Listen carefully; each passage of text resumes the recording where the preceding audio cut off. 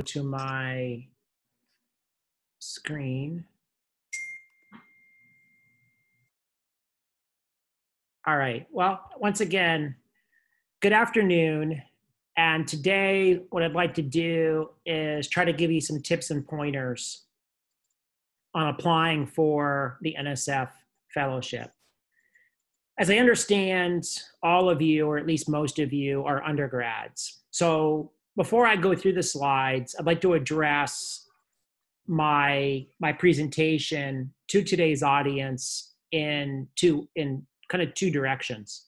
If you are a senior and you are eligible to apply this year, I highly encourage you to apply. If you're on the fence and you're thinking, well, maybe I'll apply next year as a graduate student, your odds of winning this fellowship as an undergrad are far better than they are as a graduate student. So with roughly 3 weeks to the deadline, I highly encourage you to apply this year. Ideally, you get the award. If not, you get some strong comments from the review panel, which you can then use to polish your work for next year. For those of you who are juniors or perhaps even younger, my advice to you would be to listen to this presentation and think of it in terms of what are the things that you could be doing over the next year to really improve your application. And for example, NSF is particularly interested in the amount of mentorship that you have done, whether this is direct guidance of somebody in a research lab or as a teaching assistant or other forms of mentorship. If you are a junior or younger, you have an entire year now to get a head start on that particular requirement. So one of the things I want to start with is that, and maybe I'm exaggerating a little bit, but each reviewer is going to have 20, 30, maybe 40 applicants. They're not going to spend a lot of time on your work. They may not even read all of your essay. So therefore, your goal is to try to force them to read all 5 pages. And how do you do that? You do it with extremely strong writing. You do it with creative writing. You do it in a way that they really want to get to know you. If you think about a good book, you start reading this good book, you don't want to put it down. You know you have to go to bed. You know you have to go to work. Whatever it is that deadline is there, you don't want to put the book down. That's the same goal. So as technical writers, we tend to write relatively dry, to the point.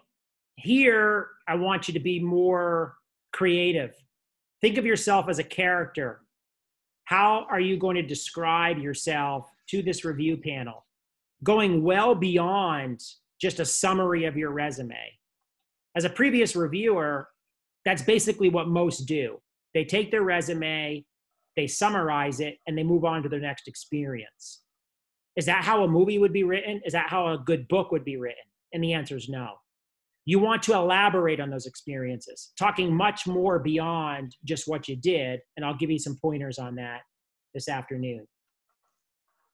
I think it's fairly obvious why you should apply.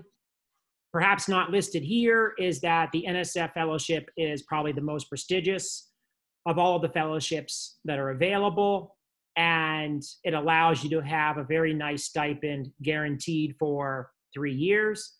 Most universities are topping up, perhaps $5K, $10K. I've even heard of $20K on top of the fellowship.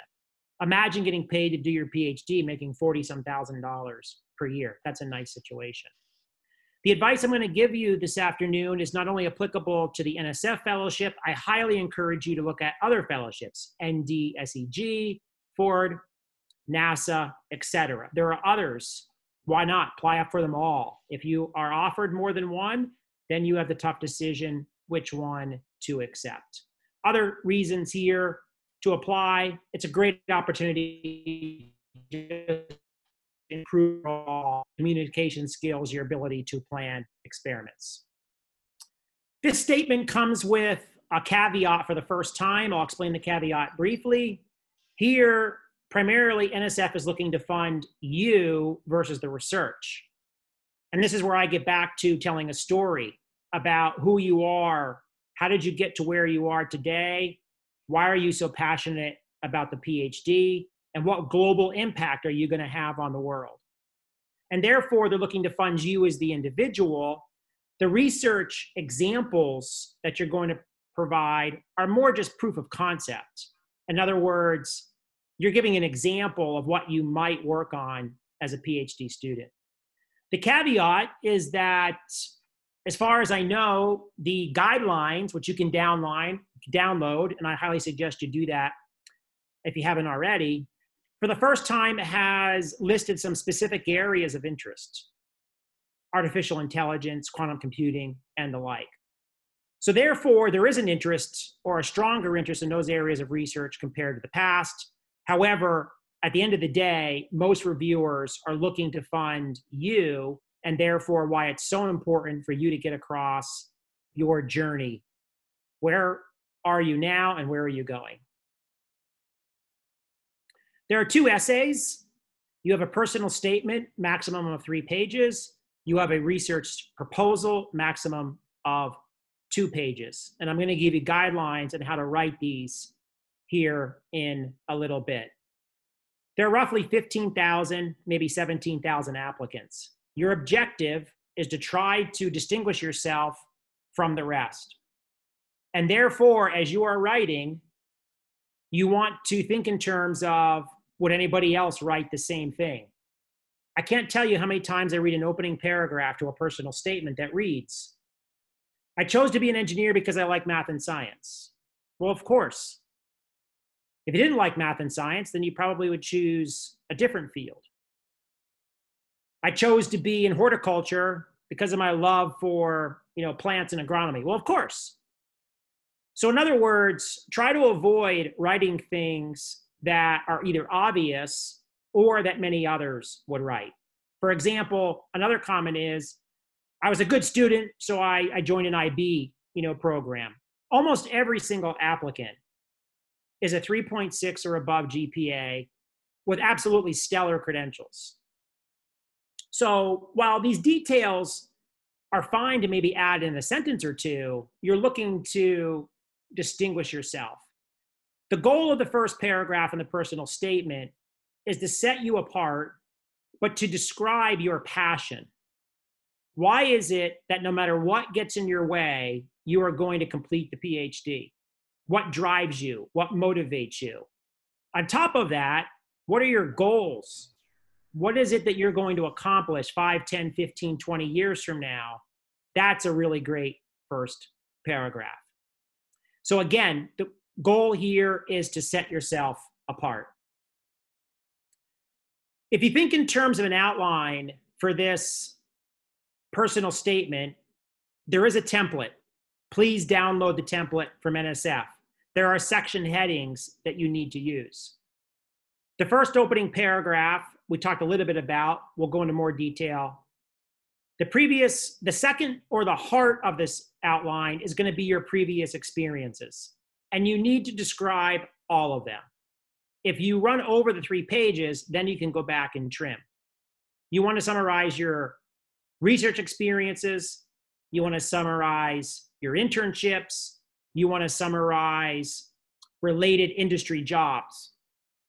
And then from there, you can look to trim. Within these research experiences, there are 7 questions that I'd like you to try to address. I've listed those here in a couple of slides. But basically, what the common mistake for most students is that they only summarize what they did in their previous research. I'm asking you to go well beyond that and describe things like, did you work in a team? What aspects of the work did you address independently? What achievements were done in the research? And did you disseminate? NSF has an expectation that you will have given poster presentations, conference proceedings, as well as perhaps even published. You want to make sure that you emphasize those. And please be sure to comment on what you learned from each experience. Many of you probably started doing research as a sophomore. You're now a junior. You're now a senior. As you progressed through these past several semesters, how did the previous experience help you grow, help you become more confident, help you be more successful in the research? Don't be afraid to add some emotional feelings to these experiences. Many of you, the first time you gave a poster, were probably very nervous. Say it. And then how did you overcome those nerves? And how did you get better at it? Again, what we're looking for here is a story, not just an elaborated resume. The second statement is the proposed research. It's 2 pages. This one is relatively easy to write. Some of the key sections are going to be an introduction and background to your work. You want to maybe dedicate about 1/3 of a page to the novelty of your work, showing how it is significant and ideally including a hypothesis. You'll want to also include your work plan, your research objectives, ideally a hypothesis. Often hypotheses can work in one of 2 ways. The good way is that the hypothesis is written correctly and the reviewers see it favorably. Sometimes the hypothesis is written poorly and it counts against you. So get some guidance from PhDs, postdocs, and faculty advisors on the accuracy of your hypothesis. Avoid jargon. In other words, if most of your research is surrounding words that are not used in everyday language, try to avoid that. The reason being is because as an environmental engineer, my large focus of my work is on the purification of air and water. However, most of what I do is really material science, which is manipulating catalysts and sorbents to work for those particular applications. I'm also interested in things like battery storage. So therefore, as a reviewer, I might be reviewing for material science, chemical engineering, civil engineering, or environmental engineering. And so if your proposed research is just laden with a bunch of jargon and technical terms that I've not heard, and you keep using it over and over, I'm probably just going to start skimming. And once I start skimming your work, your chances of getting funded are going down. Before we do a deeper dive on some of the content, you'll need a couple of 3 letters of recommendation, absolutely research advisors, past and present. If you have worked in industry, ideally that person who supervised you has a PhD. I try to be funny here. While your Aunt Ginny might give you a very good letter of recommendation, Aunt Ginny may not be able to address your full potential as, a researcher. I would like for you to think about these letters of recommendations as extensions of your 5 pages. You are all going to find that it is difficult to summarize all your awesome accomplishments in 5 pages. So you can work with your letter writers to extend beyond, add more detail. Your letters of recommendation absolutely need to hit 2 points. It is the 2 points that you are scored. It's called intellectual merit and broader impacts. And I'm not sure if you've heard of those terms before, but I would like to suggest that you familiarize yourself with those because it is the scoring requirements. You can think of intellectual merit basically as the scientific value of your work. What is the key contributions that you're going to make to your field? What novel advancement or novel understanding or novel scientific controversy are you resolving? Broader impacts is much more difficult to explain, and it in itself has a very broad definition. I'll give you 3 that all need to be addressed. One aspect of broader impacts is the impact within your field. So in other words, within any scientific field, there are many, many areas, many disciplines. So why is your work of benefit to your field as a whole? Very important to address that. It's ideal if you can also address why is your work of interest to other fields. I mentioned for myself, I'm interested in catalytic materials. One of those materials is titanium dioxide, which is used in solar cells. It's also used in a process to purify water. Both the electrical engineering professor, the material scientist, and myself are all interested in the same material, titanium, but we may be looking at it from 3 different angles. So therefore, the research advancements that I make in my field can also help other fields. NSF likes to call this transformative. And then finally, extremely important is that you are not going through this journey alone. It's highly likely that all of you are receiving mentorship. NSF wants to know that you are already involved in mentorship. You're going to continue to be involved in mentorship, not only as a PhD student, but ideally throughout the rest of your career. NSF has a goal to increase the number of underrepresented students in many fields. In other words, they're looking for you to be mentoring people who don't look like you. So for the juniors, sophomores, et cetera, you have a year or more head start that you can start, working on this aspect. Let's think a little bit about the reviewers. So each application has 3 reviewers. They're going to look at your essays, all 5 pages. They may or may not look at your transcripts.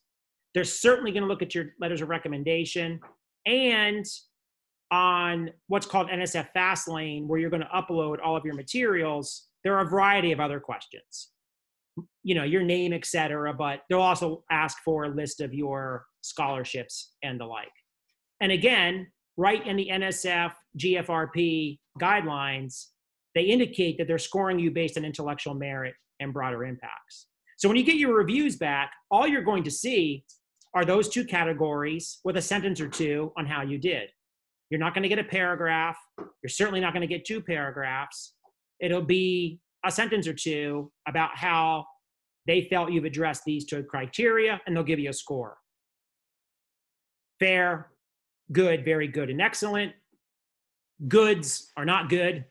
Very goods are great, but really what you're striving for are scores of excellent. So as I mentioned in this review process, you want to avoid the reviewer from skimming, and there are ways of doing this. And the best way is to have phenomenal writing. I can indicate that I have been doing this now for 5 to 6 years. In that time period, I've probably assisted, 200 students. Maybe 2 of the students' first drafts was really good enough to win. All the others that ended up winning, their major focus was on the writing. What you've accomplished is what you've accomplished, particularly if you're applying this year. You're not going to get another research experience in the next 3 weeks and be able to really talk about it in depth. So the area that you need to focus is improving your writing. In the chance that you get a reviewer that is going to skim, you use bold, italics, and underline. What do you want to bold, italics, or underline? Your posters, your conferences, your presentations, your awards. So that if they are skimming, they will very least stop and read some of those key attributes. In your research proposal, things like goals, hypothesis, broader impacts, intellectual merit, as well as research objectives, these major categories, I would bold all of those. That way they can clearly see that you understand how an outline for a research proposal should look. Very rarely do I see pictures in a personal statement. However, I highly encourage you to think about good use of figures in your research proposal, particularly figures that perhaps you create on your own to help describe your words. As they say, a picture is worth 1,000 words.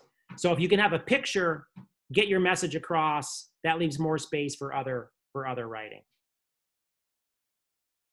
As an undergrad, many decades ago now myself, when I first started to apply for these types of awards, I certainly didn't understand what intellectual merit or broader impacts meant.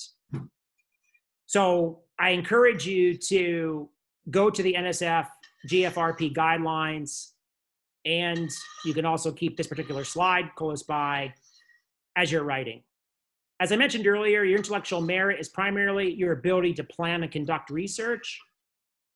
So in your research proposal, you'll have key sections: research objectives, research methodology. In your personal statement, you'll want to summarize how you plan and conducted the research. NSF is strongly interested and committed to wanting to know that you work well in teams and that you also are capable of excelling independently. So address that in your personal statement. And as I mentioned, and I cannot mention enough, your ability to present posters at conferences and in publications is extremely, extremely beneficial to the process. Broader impacts, I'm not going to go into the same depth. I've already talked about this earlier, about those three particular categories. If I didn't nail the last category well enough, that would be your impact on the global community. I often like to suggest to students, think about 3 12-year-olds. Think about a 12-year-old living in Canada, perhaps one living in England, and maybe one living in, I don't know, maybe like Afghanistan or somewhere. Choose 3 disparate regions of the world. Why did those 3 12-year-olds care about your work? You need to answer that question, because then you know that you're satisfying the global impact. One particular student I helped with, he did his research on small satellites. I said, why does NSF care about small satellites? He said, because they're cheaper. I said, NSF doesn't care about the cost. He said, well, if we have smaller satellites, we can launch more. I said, tell me more. I mean, that's still not very interesting. Eventually, he got to the point in his essay where he said the goal of getting these small satellites launched is so that it provides a mechanism to provide free education to those 3 12-year-olds, to children around the world. That exact sentence from his personal statement was copied by all 3 reviewers into this award. That's the impact that it had, because they clearly recognized that he wasn't just focused on the benefit to the field, but the benefit to society. It's critical that you address that. Go back to your personal statement. Think of it in terms of 4 sections. Those 4 sections are the opening paragraph, what sets you apart from 17,000 other applicants. You'll then move into, and you'll see this in the template, intellectual merit. The best way of addressing that is to summarize your research and your industry experiences. The template then asks you to address broader impacts. Broader impacts in this particular context would be all of the work that you've done as a teaching assistant, all that you've done in mentoring, your work with the Boys and Girls Club, your work as the president of XYZ opportunity, your community service type work. That's where you want to address all those. The 4th section then would be your future goals. And be specific. I want to be a professor at the University of Illinois or Urbana-Champaign because they are the only program in the world that has XYZ. You want to be that specific. NSF then recognizes that you know the bullseye. When you summarize your research and industry experiences, again, as I mentioned earlier, almost all the time, students just write what they did. Try to answer these 7 questions. Well, what did you learn? Teamwork, independent work? Were you mentoring anybody? Did you disseminate? And I guarantee, if you've been involved in research, it did not go as planned. What surprise did you have to deal with, and how did you overcome that particular adversity? I've already talked about the examples here for broader impacts. These can be summarized in that personal statement. They can also be used as future work. For example, in your research proposal, you could indicate that you're going to continue to mentor undergrads and graduate students, help them develop posters. Perhaps you might be a guest lecturer in your college, your department. Maybe you want to incorporate your research findings into your professor's class. You may look at doing things like summer camps. There are so many different examples. Your work is novel. Your PhD work is going to be novel. I encourage you to also think about novel ways of meeting the mission of NSF by incorporating underrepresented students in your work. We talked about the teaching materials. And in your research proposal, on these last 2 bullet points, be very specific. You need to mention that you're going to publish. So what journal do you plan to publish in? What conference do you plan to present at?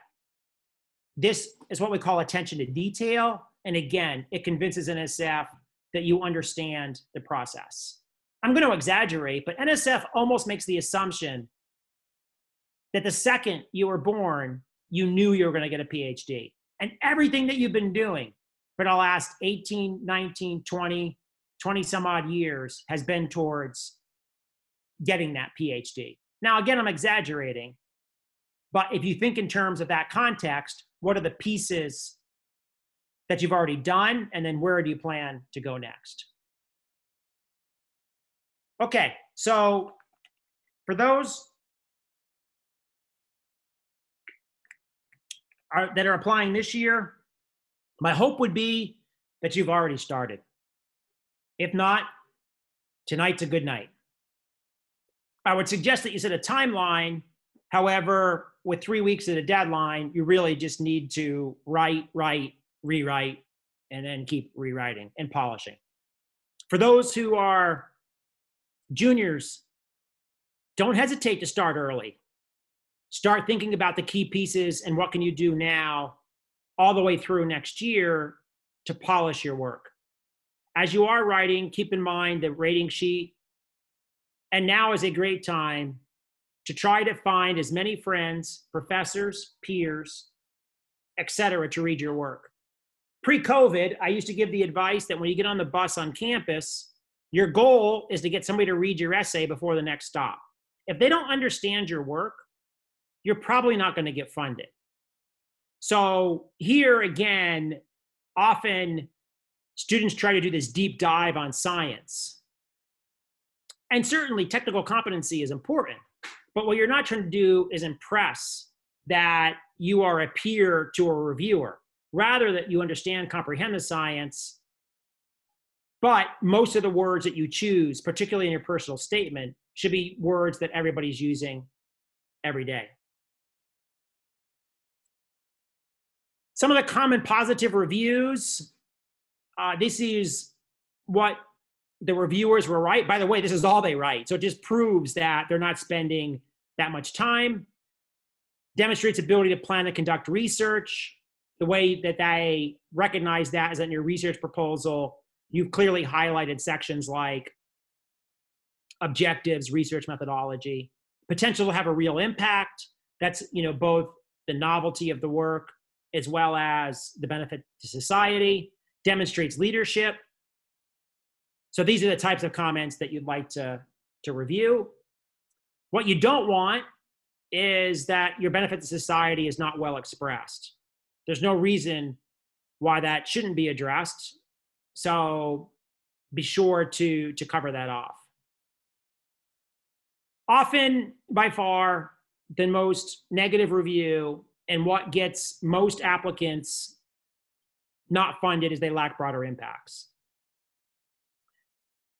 NSF scores these 50-50. Intellectual merit is 50%, broader impacts is 50%. You might have 6 research experiences. However, if you've done nothing in regards to mentorship, teaching assistantship, some participation in an activity, community, or et cetera, your odds are going way down. And they'll just simply score you lacks broader impacts. My last slide, and then I'll turn it over to questions and answers so I can give you more specific advice. By far, the most common mistakes that I see is the writing is mediocre. Often, many of us struggle to edit our own work. because we know what we're trying to say, so it reads really well.